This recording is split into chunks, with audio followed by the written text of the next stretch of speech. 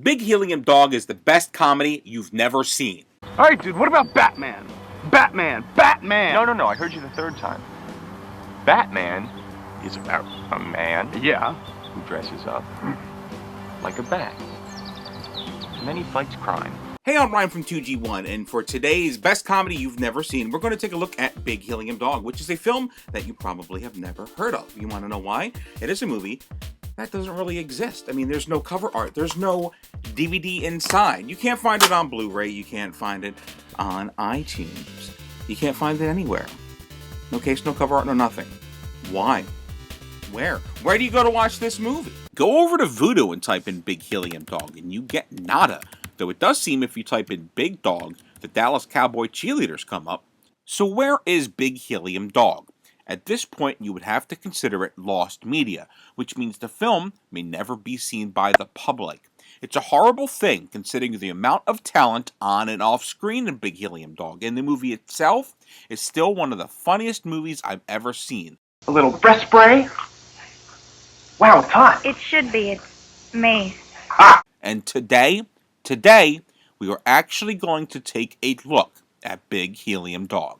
First, some brief history. Kevin Smith was riding high after the success of Clerks, the movie that spoke to a generation, especially to a kid like me from Jersey. His next film, Mallrats, didn't do so great at the box office, but on the set, he met Malcolm Ingram and Matt Gissing.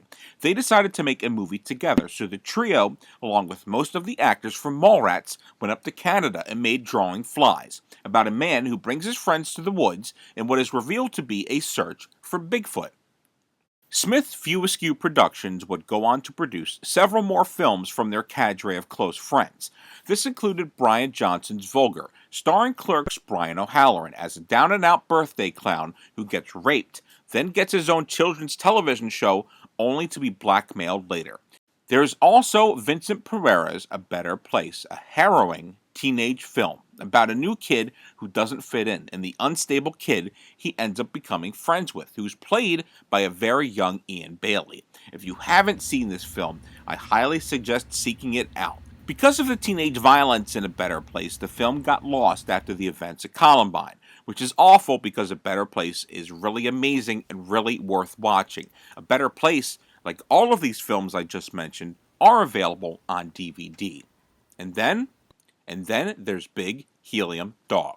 So let's talk talent for a second on this film. The film was written and directed by then unknown Brian Lynch, who would go on to make the early internet hit Angry Naked Pat. He wrote a bunch of great comic books, followed by writing some of the biggest animated movies of recent years, including Hop, Puss in Boots, Minions, and my personal favorite, The Secret Life of Pets. That ball of fluff's got a screw loose. Mother of God. Then there's Broken Lizard, the guys behind Super Troopers, Beer Fest, and Club Dread. A few years before Super Troopers, most of the troupe landed in Big Helium Dog, with Kevin Heffernan landing one of the bigger roles.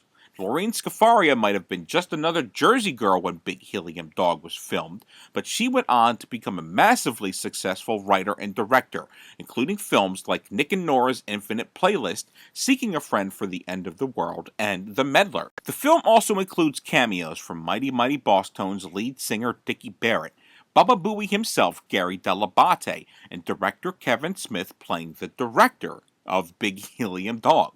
Michael Ian Black, the writer, director, actor who was famous for many great performances including The State and Wet Hot American Summer, plays Martin Huber, the narrator of Big Helium Dog. I'm Martin Huber. I'm Martin Huber. I'm Marty Huber. I'm Martin Huber. Big Helium Dog follows the character Charlie Osgood, played by Matt Kaczynski, and Charlie is really a kind of daft but lovable idiot. But before we even get to Charlie's story, we are told by our fearless narrator Martin Huber that Big Helium Dog cures cancer. Not going to cure cancer or anything. Although originally, we thought differently. Yes, the movie is that powerful. It actually can cure cancer. Well, at least for one little boy who visited the set of Big Helium Dog and suddenly was cured. I can see the poster. Can you see the poster? Big Helium Dog. You know, it'll cure your cancer. For everyone else who has cancer and watches the film, well, it seems they're out of luck. They still have cancer. But but Jimmy's cancer is cured, so Big Helium Dog is automatically the best movie ever created. Can you think of any other movies that can claim to cure cancer? I mean, let's look it over. Let's do the list. The Schindler's List. Schindler's List. Great movie, don't get me wrong, just save the Jews, rah, rah, all that, but zero healing capabilities. So back to Charlie, who we meet in the beginning of this film, just chilling in a strip club. He finds a stripper. He pays her, and she pays attention, and...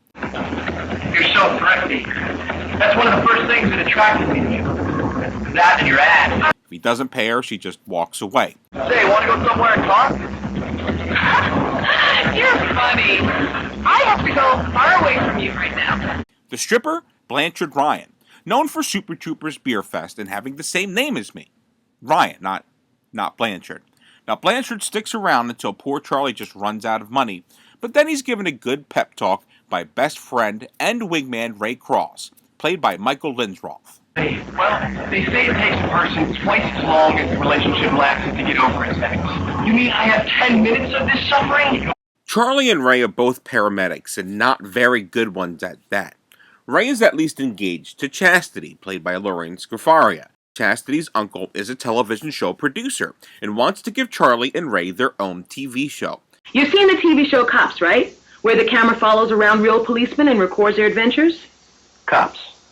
That's the one with Urkel, right? No. From New Jersey, the hip-hoppinest state in America, comes the cool-ass paramedics, saving lives and breaking hearts. It ends up being a Cops ripoff titled Cool Ass Paramedics, and the two go on camera to save lives. I'll point out again that they really aren't good paramedics, and Big Helium Dog also loves to point out how fake reality shows can be. He can't breathe. Hold on a second. She's not pleasing to the eye at all. Thank God you are here.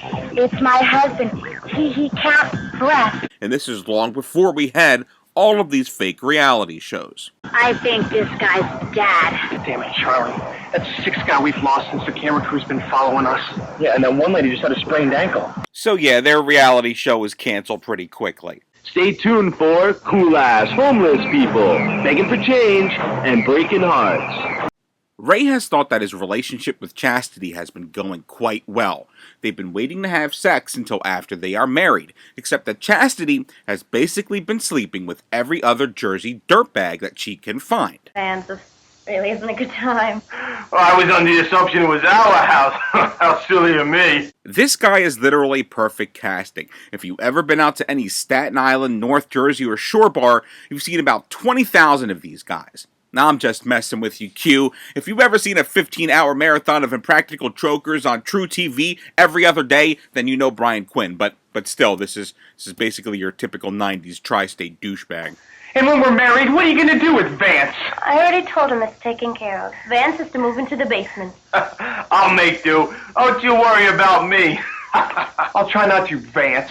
Upon hearing the news that Chastity slept with half of Monmouth County, Ray decides the only right thing to do is kill himself. Now, kids, Big Helium Dog is not the most rational film in the world. It has Jesus playing a cop, a cigarette fairy, drunk guys who can't record the movie sound correctly, grips who use their tripods as play guns, and a narrator who stands in a cow field. I'm Martin Huber. But suicide is never the answer. Chastity isn't too broken up about the news of the death of her fiancé, and Charlie really doesn't get that Ray is dead, because he's an idiot, but even so, it's hard to break through to the guy about what is going on. Raised the head. Raised the head. Raised the head. Raised dead. Raised dead. Raised dead. Yes, finally. That was fun. Where's Ray? Now right here, I'm just going to point out, scenes like this in the movie is where it really shows Brian Lynch's writing genius. Now we are completely missing our target audience, which is late teens, early 20s. So from this point on, we're starting over, and I am proud to present the all-new Big Helium Dog. Right in the middle of the production, they decide that the movie isn't working, and they are going to appeal to that 90s slacker generation who just sit around and lament about crap for hours on end. It is probably a slight comedic dig at one of the producer's most famous films. Then they also quickly decide that the slacker angle isn't working and go right back to the original Big Helium Dog. All right, you know what? This isn't working either. Let's go back to the first film, okay? Charlie is soon approached by a man named Phil, played by Kevin Heffernan, who makes infomercials. He saw Charlie on Badass Paramedics and thinks Charlie would be perfect to help him sell his products on late-night television. So Charlie and Phil tape their first infomercial for the Psychic Hair Club for Men. But this is where Phil reveals his sinister plot. You see, Phil isn't really Phil. He is really... I am evil incarnate. I am the Prince of Darkness. I am Satan. I don't think this is going to help you sell wigs. The devil has a plan now that he's back on Earth. You see, your parents love God, and they hate the devil. And your parents are stupid, right? Mom, is the devil cool? Goodness, no. He most certainly is not cool. They don't know what's hip. If they think God is cool, then you must think that the devil is cool, because your parents are squares. And of course, all the kids then flock to Satan. Satan fever has gripped the nation. After his infomercial aired just once at 5:45 in the morning, teenagers and young adults alike are giving a thumbs down to God and a big horns up to the man in red. Satan is bitches. Everyone now thinks of Charlie as the bad guy, since he is the one who basically introduced Satan to the world. Charlie kinda sorta realizes his mistakes. Kinda. But a trip to the local church and Father Eric Stolhansky really rises Charlie up really quick, especially when God himself sends a fax that shows the repercussions of Charlie's infomercial actions. I just received this fax from the big man himself. As long as you let the devil remain in power, your friend Ray Cross will not be allowed entrance into heaven. Entrance into heaven. So now God went and threw a big monkey wrench in. Poor Ray will never go to heaven unless Charlie helps expel Satan from the earth.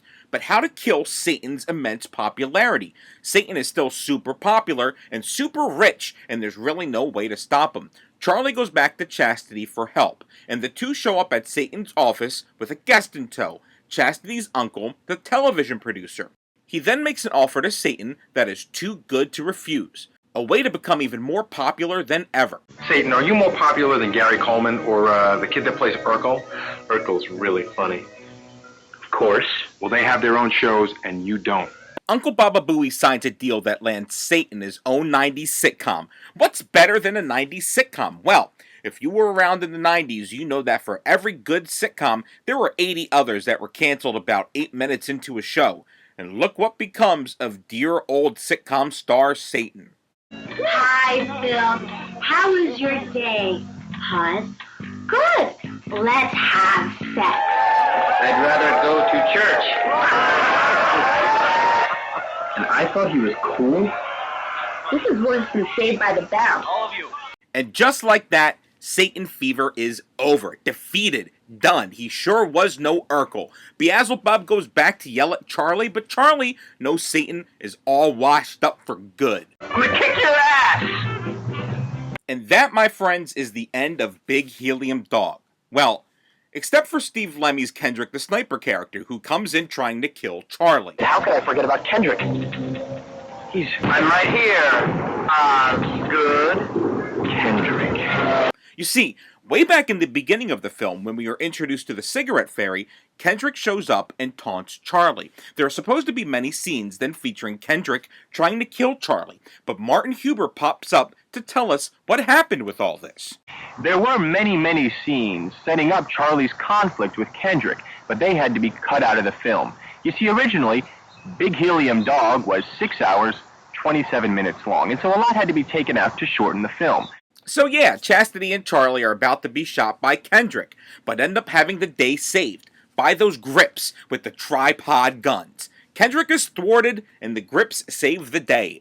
The thing is, this is really the tip of the iceberg for Big Helium Dog and its surreal plot. There are so many other weird and wacky plot lines of this film that I did not even touch on. But that's what makes Big Helium Dog so enjoyable. I always thought of this film as a cousin of Kentucky Fried Movie or Amazon Women on the Moon, but with more of an actual storyline.